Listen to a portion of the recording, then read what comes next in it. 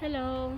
So, ngayon guys, papakita ko sa inyo yung aking mga halaman. So, ngayon dito sa Florida ay summer na guys. Kaya, nag-start na naman ako ng tanim. Pero selected lang yung mga gulay na itatanim ko. Kadalasan yung mga gusto ko na kinakain. Para hindi na bibili ng gulay sa market. So, ito siya guys, yung mga lemongrass. Ito naman yung aking yung kangkong. Ayan. Pero, naka-hide yung ibang mga tanim guys dahil sa aking mga manok. Dahil yung mga manok ko, free range sila. So, once na kakainin, anong tawag niyan, once na makapasok sila guys, or lagi silang naghahanap ng pagkain so kinakain nila kahit ano, basta hindi lang nakakalason sa kanila. So hindi, pinalibutan ko ng mga lemongrass kasi ayaw nila ng lemongrass, mabaho siguro yan sa kanila. Pero nung nakaraan guys, niremove ko yung iba dyan, kaya pansin nyo may mga blank dyan kasi nakapasok talaga sila at kinain nila yung spinach ko.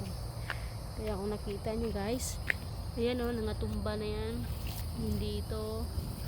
Ayan bait-bait ng mga manok ko guys.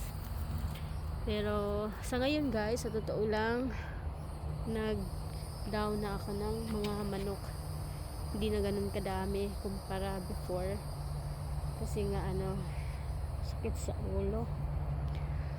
Hindi ako makapagtanim ng maayos kasi nga yung mga manok sa gabal, lagi nilang sinisira yung mga pananim ko, kaya ganun. So ngayon guys, mga few lang yung mga tanim ko, like spinach, yung alugbati na tawag sa atin, yung lufa, sponge na patula sa atoa. Tapos nagtatanim pa ako kasi nga kaka-summer lang. Ito yung lupa ko, ang healthy niyan. Tapos meron akong mga saluyot, yung alugbati na pinagtanim ko. Tapos lilipat pa yan siya dyan. Tapos yung talong na medyo malalaki na, kaya yun, medyo busy pag walang trabaho, tsaka na makapagtanim. Kaya yun, daming kalat sa amin guys. Yun, may mga pots. Ito yung violet na yung tapul na kamote. Ayan. Tapos yung mga bulaklak yan, hindi ko lang sure kung anong mga pangalan yan. Ito naman yung kamuting kahoy na yellow yung yung laman. 'Di ba may yan, may puti tsaka tapul. So tapul to guys. Tapos ito naman yung potato.